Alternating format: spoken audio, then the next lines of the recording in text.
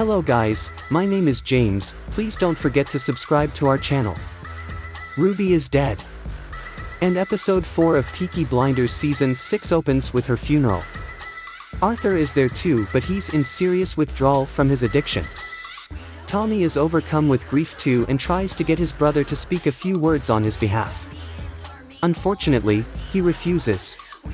Instead, Tommy takes over, but as the carriage is bound to be burned, Lizzie is distraught and tries to stop him. Tommy promises to make those responsible pay. Bound by a thirst for vengeance that cannot be quenched without some serious bloodshed, the carriage is eventually burned as Thomas Shelby walks away.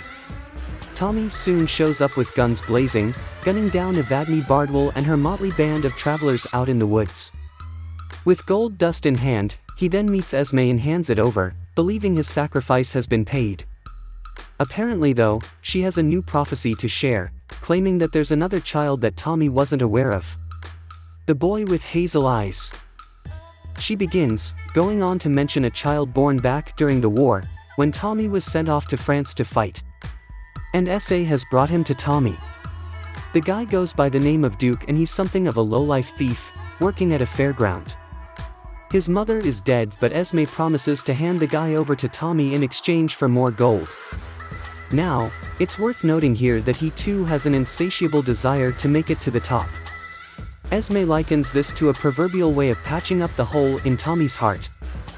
After heading home, Lizzie shouts at Tommy with venomous wrath, knowing exactly where he's been, and who he's gunned down. Not wanting to hear it, Tommy heads down to the basement, where he finds Arthur slumped against the side, admitting that he's messed up. Tommy sits with his brother and brings up a fight they had over cigarettes in the past, the beginning of Arthur's unhinged behavior leading up to his point. Only, he let Tommy win and now he's realized as much. Arthur sacrificed himself to allow Tommy to prosper, but now that light is starting to fade on the Shelby family. Tommy believes there are a few more yards they need to travel down before they can finally rest in peace. Despite staying sober for so long, Tommy decides to drink, but afterwards remains fixated on the mission at hand. That comes in the form of that scheduled dinner, with Oswald and Jack Nelson attending. Diana mentions an unnerving conversation she had with Himmler, stretching on through the night and into the early morning, talking about the new world. Eventually Tommy shows up and they all sit around the table, with a slick camera move that jerks from one character to the next, discussing their ideologies. Tommy struggles to hold it together. He's a man possessed and after the night's events, begins typing up everything he remembers being spoken at the meeting, believing that Churchill will find it more valuable to know exactly what was said word for word. Lizzie can sense Tommy is starting to fall off the deep end, typified by him burning Ruby's chair. It's clear he's in mourning, but Lizzie tries to comfort him.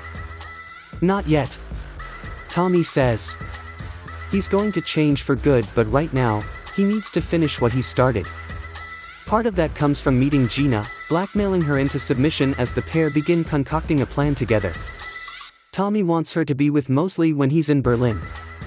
She's going to work as his informant and feed back what Oswald is discussing with the senior German officials. If she refuses, then he'll reveal all. Tommy's unnerving attitude is enough for Gina to spill the beans, revealing what Michael is up to as well. Part of the drama that hasn't been discussed yet is Tommy's letter from the hospital. He's brushed it off as a Bill Burr. The reality is, Dr. Halford is desperate for him to come in and have a consultation. It's urgent, given the typed letter he's sent, and it could well be linked to Ruby's consumption.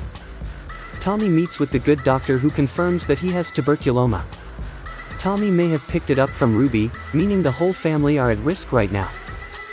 His seizures, hallucinations and erratic behavior is all linked to this and, unfortunately, he also doesn't have a hope of a cure. Thomas Shelby is going to die.